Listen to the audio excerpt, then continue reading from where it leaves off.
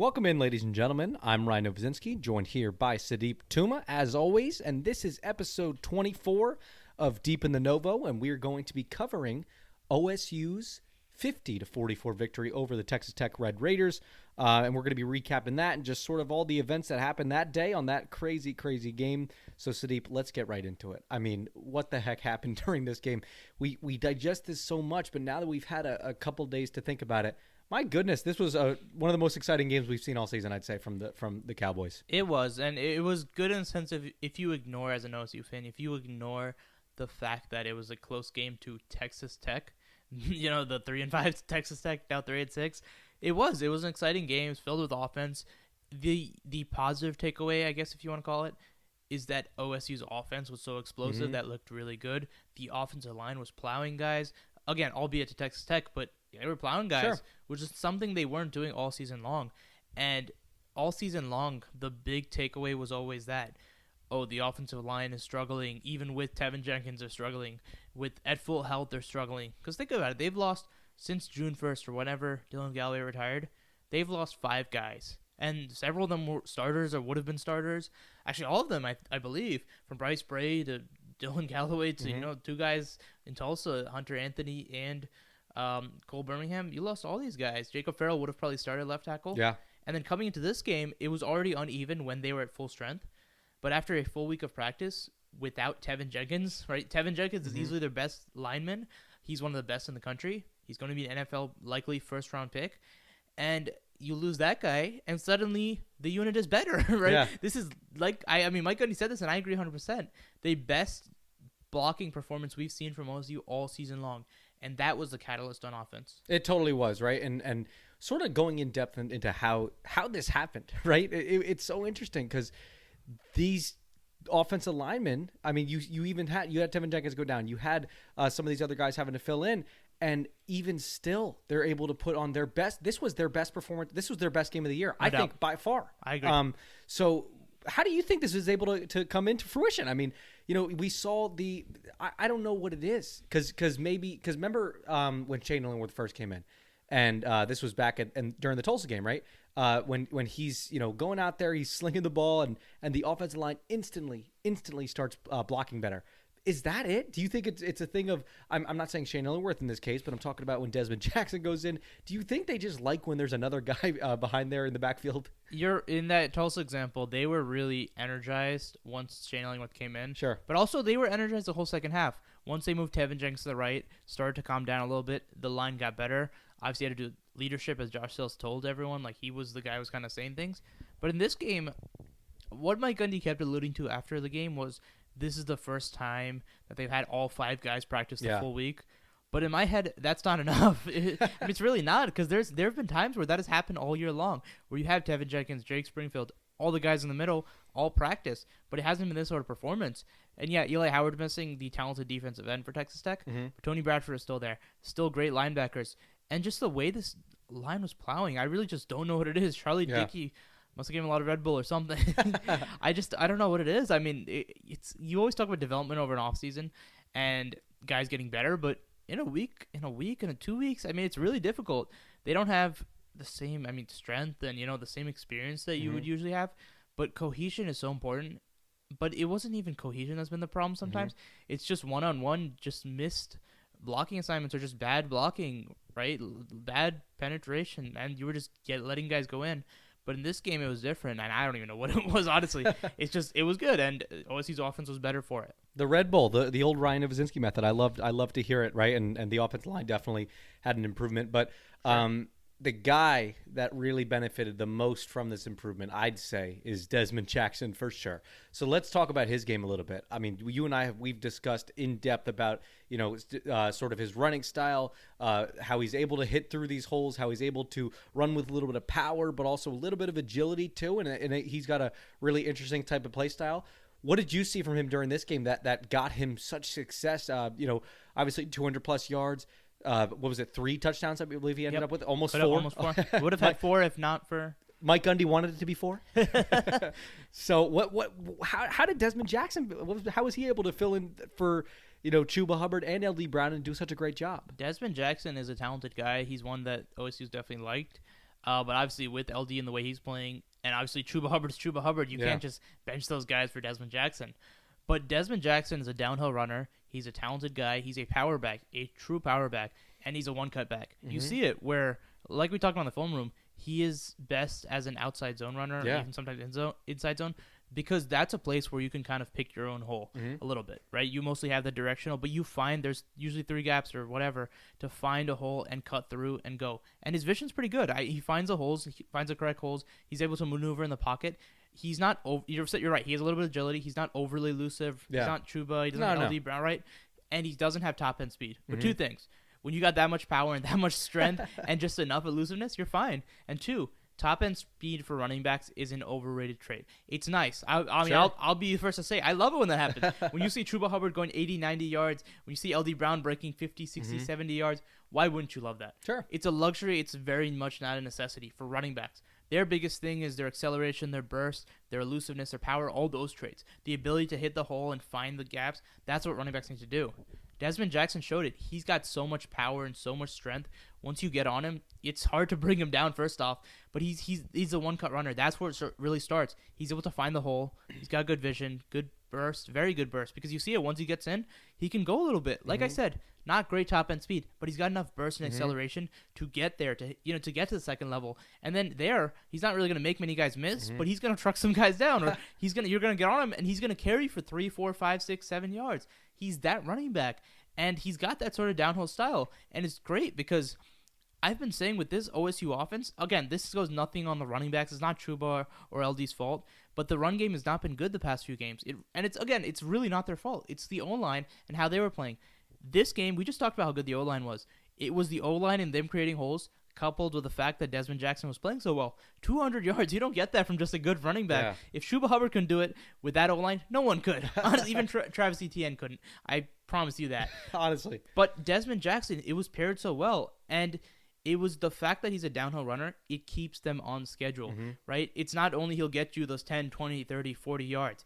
It's that he'll get you from 1st to 10 to 2nd and 6, 2nd and 6 to 3rd and 3. From there, you've got the options. You can either pass it short, you can play action, pass it deep, or you can just run it again. It keeps the offense on schedule. It keeps drives being sustained. And even late game, when you're up, you don't want to keep passing the ball because you risk stopping the clock, you risk interceptions. You're just putting more risk in giving the defense just an advantage. Versus you had that run game, it is so important.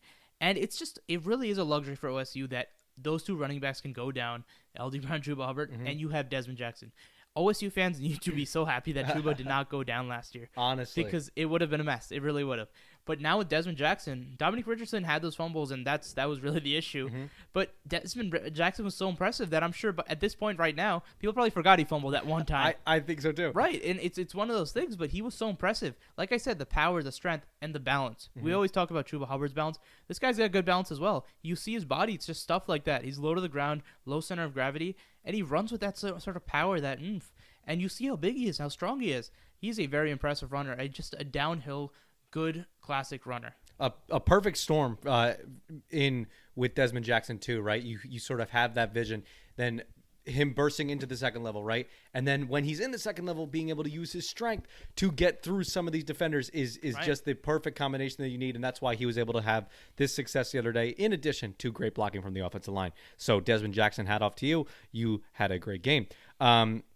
But then there's another guy in the backfield, Spencer Sanders. We got to talk about. Sure. Okay, a much improved performance, right? Definitely, in addition to run blocking, the pass blocking was really good yesterday as well. Yeah. And Spencer Sanders was able to air it out. I think from the first snap, we noticed that Spencer Sanders, it was just a different level he was on during this game. What I loved most was the game plan.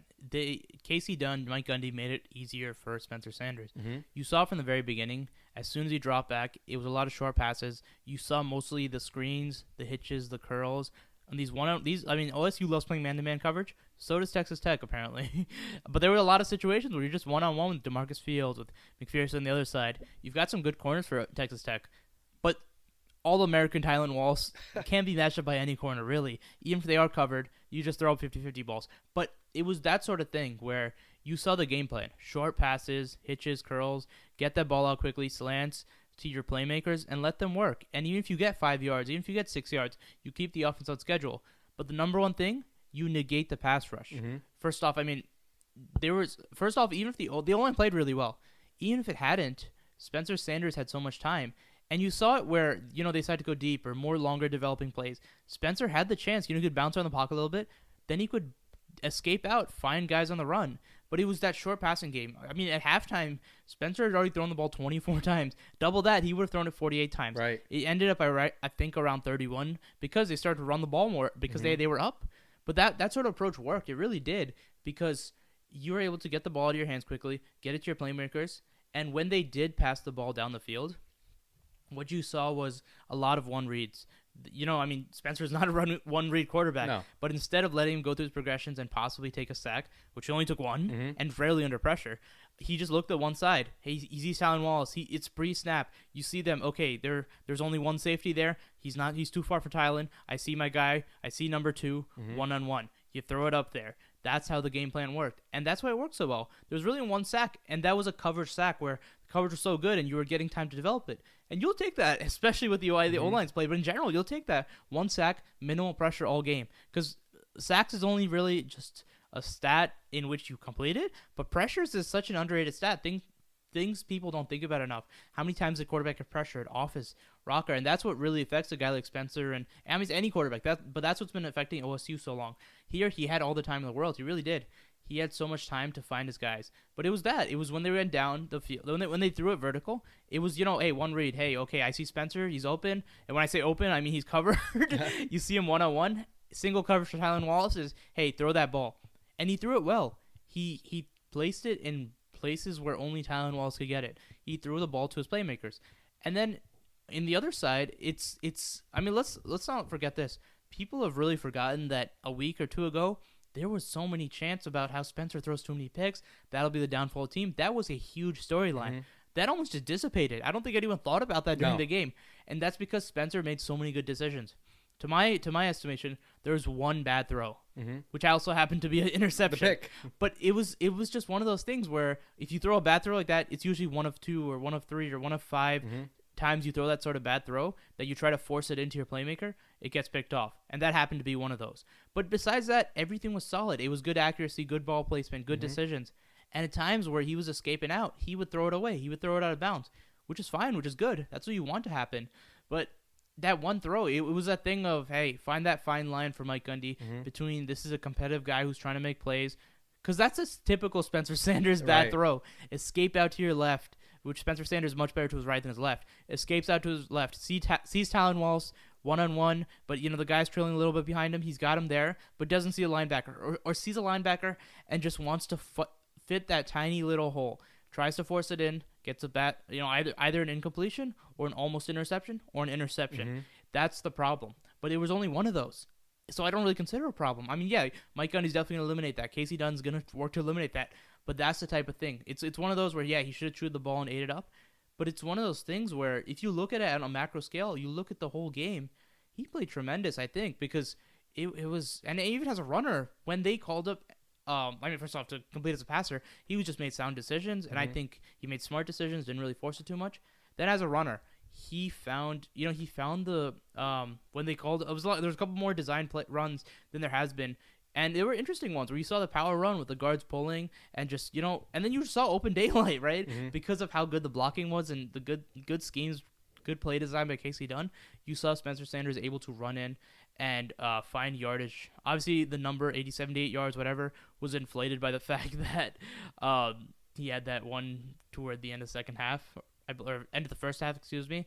But besides that, it was a good overall performance for Spencer, I think. Yeah, Spencer, he's really coming into his own this season and progressing through and making the improvements he needs to make to the point where, like you said, there's not even that much of a concern about, in this game at least, there wasn't that much of a concern about the turnovers because of how well he was playing, how poised he looked, how well the offensive line was playing. It just was a good thing all around for this OSU team, and that's a large part in why they were able to beat this Texas Tech team. No doubt. And towards the end, obviously, there was some wild nonsense where this game looked a lot closer on the scoreboard than it actually was. But yeah, OSU on the offense side of the ball was able to do things greatly, and Spencer Sanders is a huge part of that.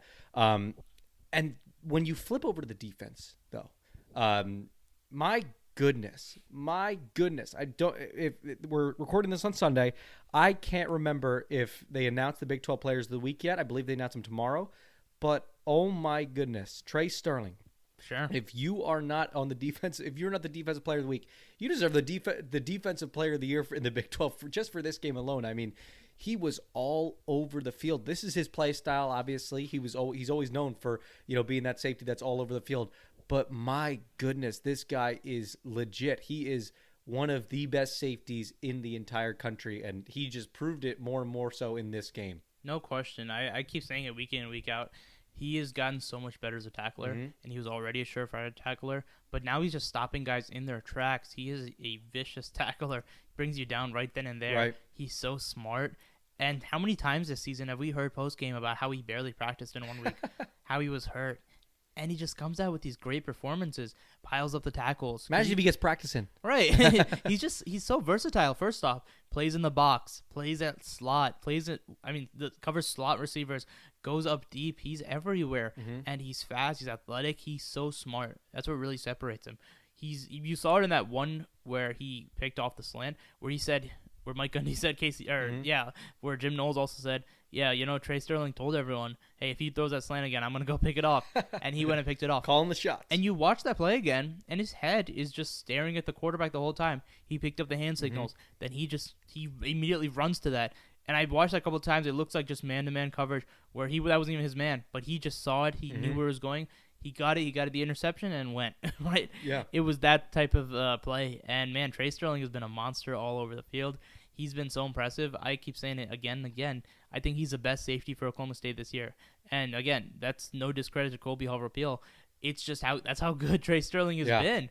And it's so impressive. You're right. If he's not Big 12 Player of the Year, of the week, it's crazy. But, man, what a great piece to have. That's a cornerstone of your defense. 100%. And this is a guy who, I remember we were watching that game when we were watching it live, I was impressed. I was just in awe about how he was able to, look at the quarterback and look at Alan Bowman, and immediately he knew what was going to happen, where the ball was going to go, and what to do in that situation. And obviously, he proved that by picking it off. And there's no X's and O's. There's no this is a scheme. This is where they're supposed to be. That's just breaking the rules. Exactly.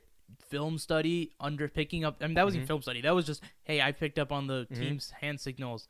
Understanding, they're audible into this or that, and just knowing that is just next level stuff. Crucial. One of the key cornerstones of this defense, and my goodness, it's going to be fun to keep covering him for the next couple of years. But if he even stays that long, because he's going to get picked up in the NFL draft one day. No doubt. What a player he is, and he's having such a great season for OSU. Let's talk about Texas Tech's attack, though. I mean, obviously, Alan Bowman coming into this game, it was he's just injured all the time. That oh my big issue. Goodness, he's such a good quarterback too. He has the intangibles to be one of the top quarterbacks, I'd even say, in the country, but it never comes together injury wise, and I guess the injuries will definitely have a factor on his performance too. But he had a solid game the other day. But what did you think of Texas Tech's offensive attack centered around him and some of these running backs as well? Well, there's two things. One was the rushing attack, and it wasn't just constant pounding. It was those big plays like we talked about. Yeah. Because at times, it wasn't that the rushing attack was just stopped. There were some that were going up the middle, but the big thing was you would get them in 4th and short or 3rd and short, and they would just bust it for 60, 70 yards. But the other thing was the Texas Tech passing attack. Alan Bowman, great. You're right. Great college quarterback. He has the potential to be one of the best. Yeah. But he's a one-read quarterback. Yeah. And Texas Tech, I don't know if this play design is what they usually do, but they threw you saw a lot of slants and a lot of quick hitting throws. And I'm sure a lot of those to negate the front six of OSU. And I mean, sometimes it's 7, 8, right? With the way Jim Knowles can bring it, with the aggressiveness, with the blitzing, with the talent, one-on-one guys they trace forward. You want to negate some of that, and you get the ball out of your hands quickly. And it worked to some degree in terms of just, getting the ball a little bit on schedule. Yeah. But it really was the rushing attack that really hampered them. Oh, yeah. In the sense of you had them in good position. OSU had them, could have stopped them several times. Then suddenly you just don't, that little crack, game of inches. If you get Sir Roderick Thompson to just run into the pile where he should be, bring him down, he's down. There's one where Amen had him in his hands, falls out, goes Xavier White, goes for 70 yards, or however long. There were several of those, and that was really the big issue. And it's interesting because it's just it wasn't like Derrick Henry wearing you down or something like that. Because no running back has really weighed. Like you've seen some big days. Letty Brown's the only one that is really the only one that has worn down. You know, not worn down in a sense, but I mean Ramondre Stevenson. Excuse me. Those two are the two that have really brought you down. Like Breece Hall when he was running, it was lack of contain on 2 plays, lack of gap discipline on 2 plays, and that's why he became 185 yards. Totally. You take those 2 out, and he has 30, 40, 50 yards. But the other ones, it was just good running up the middle. But this was one where it wasn't. it was more like Breece Hall, where it was those little things and suddenly he bursts out. But it was consequential. Regardless, big plays are earned. I'm not taking anything away from anyone. It's like you can always say, oh yeah, take away the big plays and see what happens. But big plays are earned always, and that's what it came down to. It was that and the rushing attack and the short passing game. But then eventually became a little bit more deep and a little more vertical. And as we learned, Rodarius went out, which I didn't even realize. Then, I mean, I saw a lot of Christian Holmes. I was wondering, I wonder if I'm just not looking that side because on TV you don't always see the cameras, right. But you saw Christian Holmes and Jarek Bernard-Converse, who were more than enough talented to tackle down these guys who played pretty good, but they stayed step for step in a lot of throws, but we're not to the same level they usually are. I mean, and that's the thing, when you're a quarterback, the difference in 1 yard and 1 foot can make all the difference between interception 100%. and incompletion and a 70-yard pass. That can happen. And we found out later that those 2 corners, Christian Holmes and Jarek Bernard-Converse, were banged up during the game. And, when I heard that, I'm like, oh yeah, that makes sense. Because they just weren't playing to the same rate. And they weren't going up against OU's receivers or, some crazy receivers.